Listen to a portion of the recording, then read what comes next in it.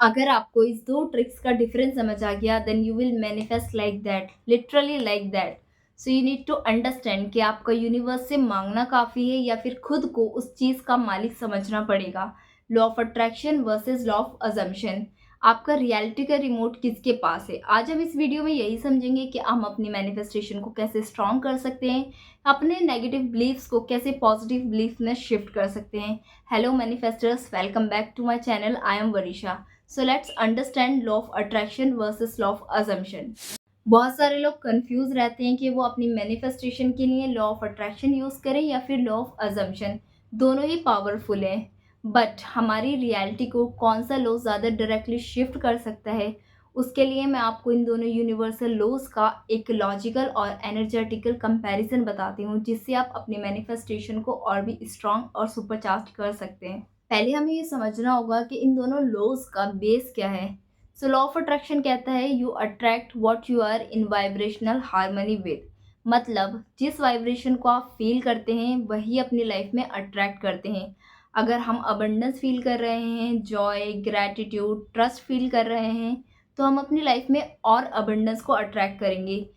पर अगर हम लैक, फियर या डाउट वाले इमोशंस में हैं, तो हम वही सिचुएशन एक्सपीरियंस करेंगे जहाँ हमें कमी महसूस हो रही है।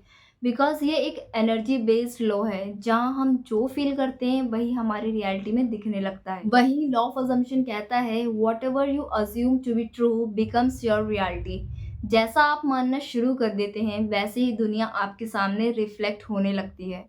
एग्जाम्पल, अगर आप हर रोज़ ये अज्यूम करते हैं मैं एक मनी मैग्नेट हूँ, चाहे आपके अकाउंट में ज़ीरो बैलेंस है, बट फिर भी इमोशनली आप उस आइडेंटिटी में जीने लगते हैं, तो दुनिया उसी आइडेंटिटी को रिफ्लेक्ट करेगी। ये लोग हमारा सबकॉन्शियस माइंड को टारगेट करता है, जहाँ हमारे बिलीफ्स सेट होते हैं और हमारा सबकॉन्शियस हमारी रियलिटी को क्रिएट करता है। सो अब क्वेश्चन ये है कि दोनों लॉ में से ज़्यादा पावरफुल कौन सा है? एनर्जेटिकली लॉ ऑफ अजम्पशन ज़्यादा पावरफुल तब बन जाता है जब आप अपने बिलीफ सिस्टम को कॉन्शियसली भी रिप्रोग्राम कर लेते हैं, क्योंकि बिना इमोशंस के भी आप कुछ भी कभी भी अज्यूम कर सकते हैं और वो रियल बन सकता है, मीन्स मैनिफेस्ट हो सकता है। वहीं लॉजिकली लॉ ऑफ अट्रैक्शन हमें अवेयर करता है कि हमारी फीलिंग्स, हमारी वाइब्रेशंस हमें क्या कह रही हैं। अगर हमारी वाइब्रेशन अलाइंड है तो हम इजीली मैनिफेस्ट कर सकते हैं, लेकिन हम वही बार बार डाउट में चले जाते हैं तो हमारा मैनिफेस्टेशन रुक जाता है।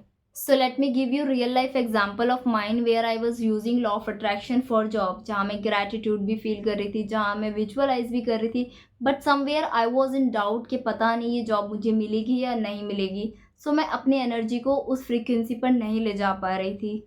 मैंने कहीं पढ़ा था लॉ ऑफ अजम्पशन के बारे में, देन आई स्टार्टेड अज्यूमिंग कि ये जॉब मेरी ही है और ये मुझे मिलेगी, एंड मेरे एजम्पशन मुझे उस सेम फ्रीक्वेंसी पे ले गया। रिजल्ट विद इन 3 डेज मुझे मेल आ गया। अभी आपको ये समझ आ गया होगा कि लॉ ऑफ अट्रैक्शन जो है वो हमारे इमोशंस को पॉलिश करता है, वहीं लॉ ऑफ अजम्पशन हमारी सीधा आइडेंटिटी शिफ्ट कर देता है।